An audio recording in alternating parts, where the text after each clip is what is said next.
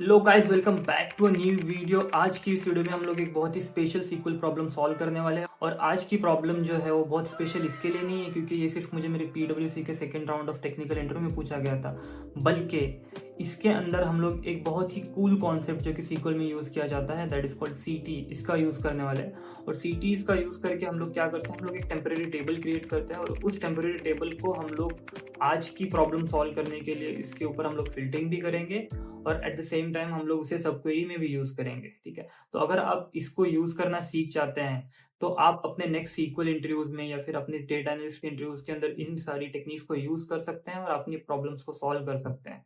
ठीक है, तो चलो चलते हैं मेरे कंप्यूटर स्क्रीन पर और समझते हैं आज की प्रॉब्लम स्टेटमेंट। तो दोस्तों, हमारा जो इनपुट टेबल है वो मेंटेन करता है प्रोडक्ट आईडीज की हिस्टोरिक प्राइसेस। ठीक है, यानी कि किस प्रोडक्ट आईडी की किस डेट पे क्या प्राइस थी। जैसे कि आप देख सकते हैं कि प्रोडक्ट आईडी 1 की 14 तारीख को प्राइस थी 20 रुपए, फिर वो 15 तारीख को हो गई 30 रुपए और फिर हो गई 16 तारीख को 35 रुपए। ठीक है, नेक्स्ट प्रोडक्ट आईडी 2 को अगर हम लोग देखें तो उसकी प्राइस थी 14 तारीख को 50 रुपए और फिर वो हो गई थी 17 तारीख को 65 रुपए। अब हमें क्वेश्चन क्या पूछा गया ये हमें समझना है। ठीक है, तो क्वेश्चन हमें कुछ ऐसा पूछा गया है कि write a solution to find prices of all products on, यानी कि 16 तारीख को जो सारे प्रोडक्ट्स हैं उनकी प्राइसेस पता करनी है। अब हो सकता है कि जैसे कि हम लोग इस प्रोडक्ट आईडी 1 को देखें तो इसकी 14 तारीख की प्राइस 20 रुपए थी, फिर उसकी हो गई थी 30 रुपए और एज ऑफ 16 वो थी 35 रुपए। ठीक है, वेर इन अगर हम लोग प्रोडक्ट आईडी 2 को देखें तो प्रोडक्ट आईडी 2 की जो 14 तारीख की प्राइस थी वो थी 50 रुपए। अब वो चेंज होती है 17 तारीख को, यानी कि वो उसकी प्राइस जो है 16 तारीख को भी यही रहने वाली है। ठीक है, अब उसके बाद में जब हम लोग प्रोडक्ट आईडी 3 को देखें तो इसको हम लोग स्पेशल केस अज्यूम कर सकते हैं क्योंकि इसके बारे में हमें एक अजम्पशन दिया गया है, यानी कि जो मैंने कंस्ट्रेंट की बात की थी वही है कि assume the price of that product, यानी कि प्रोडक्ट आईडी 3 की जो प्राइस है वो 10 है अगर वो उसकी प्राइस 16 तारीख से पहले अपने को हिस्टोरी में नहीं मिलती है। ठीक है, और अब हम चलते हैं हमारी वीएस कोड के ऊपर और हम कोशिश करेंगे कि हम इस प्रॉब्लम को किस तरह से अप्रोच करते हैं, मैं उसको आपको एक्सप्लेन करूं। और एट द सेम टाइम अगर आप लोगों को कहीं कुछ भी डाउट आता है तो आप प्लीज़ कमेंट कर दीजिए। और अगर वीडियो की अप्रोच और सब कुछ सही लगता है तो आप लाइक करते चलिए, और अगर आप ऐसी वीडियोस में इंटरेस्टेड हैं तो प्लीज़ मेक श्योर कि आप सब्सक्राइब करते चलिए।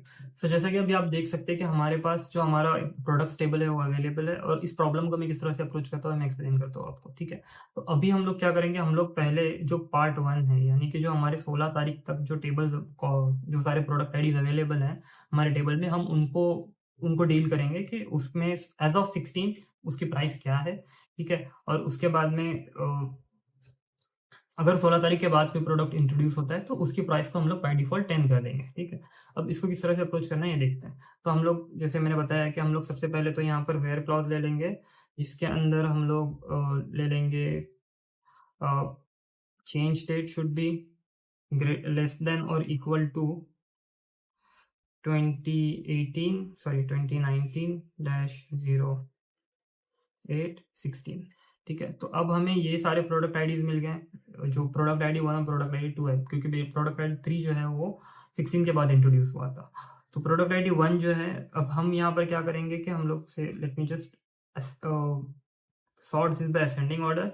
तो अब मैं यहाँ पर क्या अप्रोच करूंगा कि मैं यहाँ पे एक रो नंबर ऐड कर दूंगा for every product ID.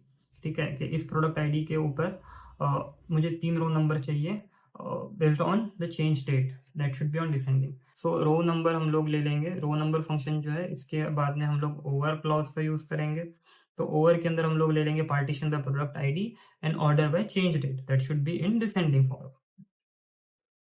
Order. ठीक है, और मैं इसे नाम दे दूंगा आर नम करके। तो जब मैं ये करता हूँ तो हमें क्या हासिल होता है ये देखते हैं। ठीक है, जैसे कि आप देख सकते हैं कि प्रोडक्ट आईडी 1 जो है उसकी जो लेटेस्ट चेंज डेट है दैट इज 16, उसको हम लोगों ने रो नंबर दे दिया 1। ठीक है, उसी तरह से प्रोडक्ट आईडी 2 जो है उसकी जो लेटेस्ट चेंज डेट है उसको भी हम लोगों ने लाइक रो नंबर दे दिया है 1, और जो उससे पुरानी जो डेट्स हैं उसको हम लोग प्रोडक्ट लाइक सॉरी उसको हम लोग रो नंबर देते जाएंगे 2 3 इस तरह से। ठीक है, अब हमें क्या करना है, हमें पता करना है कि जो लेटेस्ट डेट है बिफोर 16 या फिर एज ऑफ 16 उस डे पे हमारी जो प्रोडक्ट है उसकी प्राइस क्या है। तो उसके लिए हम लोग यहाँ पर क्या करेंगे, हम लोग इसको एक सीटीई क्रिएट कर देंगे। ठीक है, अब सीटीई में हम लोग इसको ऐड कर देंगे। तो इससे क्या होगा कि this whole query now will act as a separate temporary kind of table, ठीक है। अब हम इस टेम्पररी टेबल या फिर जो हमारा सीटीई है इसको हम लोग क्वेरी करेंगे, ठीक है। सेलेक्ट स्टार फ्रॉम सीटीई, ठीक है। तो जैसे कि आप देख सकते हैं दिस इज मैजिकल कि अभी आपके पास पूरी क्वेरी जो है वो एक सिंपल टेम्पररी टेबल के अंदर आ चुकी है। अब हमें क्या करना है कि अब हमें सिर्फ यहाँ पर सिंपल सा वेयर क्लॉज लिखना है और वेयर क्लॉज में हम लोग लिख देंगे where R num is equal to 1। तो अब इससे हमें क्या मिला कि हमें जो लेटेस्ट प्राइस है उस प्रोडक्ट की बिफोर 16 या फिर एज ऑफ 16 वो मिल गई है, ठीक है। तो अब हम देखते हैं कि हमें एक्सपेक्टेड आउटपुट में क्या चाहिए था। हमें चाहिए था, तो मैं यहाँ पर लिखूंगा प्रोडक्ट आईडी कॉमा और न्यू प्राइस एज, ठीक है, एज प्राइस। तो हमें ये दो कॉलम्स मिल गए। अब प्रॉब्लम कुछ ऐसी है कि जो प्रोडक्ट आफ्टर 16th है अब हम उनको इसके नीचे यूनियन कर देंगे, ठीक है। अब इसको यूनियन करने के लिए हम लोग यहाँ पर लिखेंगे select again like product ID as, हम लोग यहाँ पर सेम चीज ले सकते हैं, ठीक है।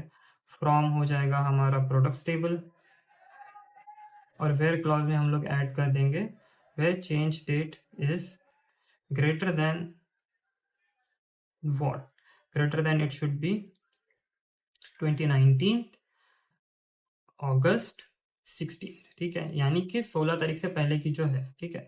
अब हम लोग जब इसको कर देते हैं अपेंड यानी कि यूनियन जब करते हैं तो आप देख सकते हैं कि जो ऑर्डर जो प्रोडक्ट आईडी 2 है उसकी भी प्राइस यहाँ पर आ चुकी है दैट इज 16 और प्रोडक्ट आईडी 3 जो है उसकी प्राइस आ चुकी है 20। बट हमें क्या अजम्पशन दिया गया है कि अगर 16 से पहले कोई प्रोडक्ट आईडी की प्राइस नहीं है, ठीक है, तो उसको बाय डिफॉल्ट 10 कर देना है। तो हम लोग यहाँ पे न्यू प्राइस लेने की बजाय यहाँ पे सीधा 10 लिख देते हैं। और अगर आप यहाँ पे और एक चीज ऑब्जर्व करेंगे हमें प्रोडक्ट आईडीज जो हैं उनकी जो प्राइस है वो 16 के बाद की नहीं चाहिए, वो 16 से पहले की चाहिए। और अगर वो 16 के पहले की मिल चुकी है, जैसे कि ये जो प्रोडक्ट आईडी 2 है इसकी हमें मिल चुकी है कि इट्स 20, तो वो 65 नहीं आनी चाहिए जो कि होगी आफ्टर 16, राइट। अब हम उसको एलिमिनेट करने के लिए क्या करेंगे, हम लोग यहाँ पर एक और वेयर क्लॉज यूज करेंगे जिसके अंदर हम लोग क्या करेंगे कि हम ये चेक करेंगे कि प्रोडक्ट आईडी जो है that should not B from this list, ठीक है। यानी कि जो 16 तारीख से पहले यानी जो हमारी सीटी जो में हम लोगों ने प्रोसेस कर चुके हैं उन प्रोडक्ट आईडीज में ये प्रोडक्ट आईडी नहीं होना चाहिए। तो उसके लिए हम लोग सिंपली एक एंड कंडीशन ऐड कर देंगे हमारे यूनियन के सेकेंड पार्ट में वेयर क्लॉज के साथ में। वहां पे हम लोग क्या चेक करेंगे कि प्रोडक्ट आईडी जो है this should not be in the CT that we have already processed, ठीक है। यानी कि इस लिस्ट में जो ऑलरेडी हमारे पास आ चुके हैं उसमें वो प्रोडक्ट आईडी नहीं होना चाहिए, ठीक है। तो हम लोग यहाँ पर लिखेंगे नॉट इन के आगे हम लोग एक यहाँ पर लिखेंगे सब क्वेरी, ठीक है। अब वो सब क्वेरी हमें क्या देगी, वो हमें देगी वो सारे प्रोडक्ट आईडी जो इस सीटीए में ऑलरेडी हैं। और उसको हम लोग किस तरह से पता करेंगे, तो उसके लिए हम लोग लिखेंगे not in product ID from CTE, ठीक है। So this time it will give us the expected output. तो ये है हमारा एक्सपेक्टेड आउटपुट जिसमें कि हमें चाहिए था कि हमें प्रोडक्ट आईडी जो है उसकी लेटेस्ट प्राइस एज ऑफ 16 हमें मिलनी चाहिए, ठीक है। वाह कूल। क्वेरी हमें क्या देगी, हमें ये क्वेरी जैसे कि आप देख सकते हैं फर्स्ट पार्ट में हम लोग क्या कर रहे हैं, हम लोग सिर्फ 16 से पहले की जो सारी प्राइसेस हैं उनको ले रहे हैं, उसके बाद में 16 के बाद वाली जो प्राइसेस हैं उनको डिफॉल्ट 10 कर रहे हैं। और एट द सेम टाइम हम लोग ये भी मेक श्योर कर रहे हैं कि वो जो 16 के बाद वाली प्रोडक्ट आईडीज हैं वो हमारी लिस्ट में ना आए या फिर रिपीट ना हो, ठीक है। तो उसके लिए हम लोगों ने ये सब क्वेरी लिखी है। तो दिस इज वेरी ब्यूटीफुल कि आप देख सकते हैं कि हम लोगों ने एक सीटी क्रिएट किया, उसे हम लोगों ने फिर उसके अंदर हम लोगों ने उस सीटी पर फिल्टरिंग की, एट द सेम टाइम उस सीटी को हम लोग एक सब क्वेरी में भी यूज कर रहे हैं। तो this is very beautiful and very nice problem to work with. So आप भी प्रैक्टिस कीजिए। अगर आप इसको किसी और तरीके से भी प्रॉब्लम को सॉल्व कर पाते हैं तो प्लीज़ कमेंट कीजिए, मुझे बताइए कि आपको इस सोल्यूशन कैसे लगी। और अगर आपको मेरी अप्रोच ठीक लगी हो, अच्छी लगी हो, तो आप प्लीज़ लाइक कर दीजिए इस वीडियो को, that will help me and that will also motivate me to make such videos.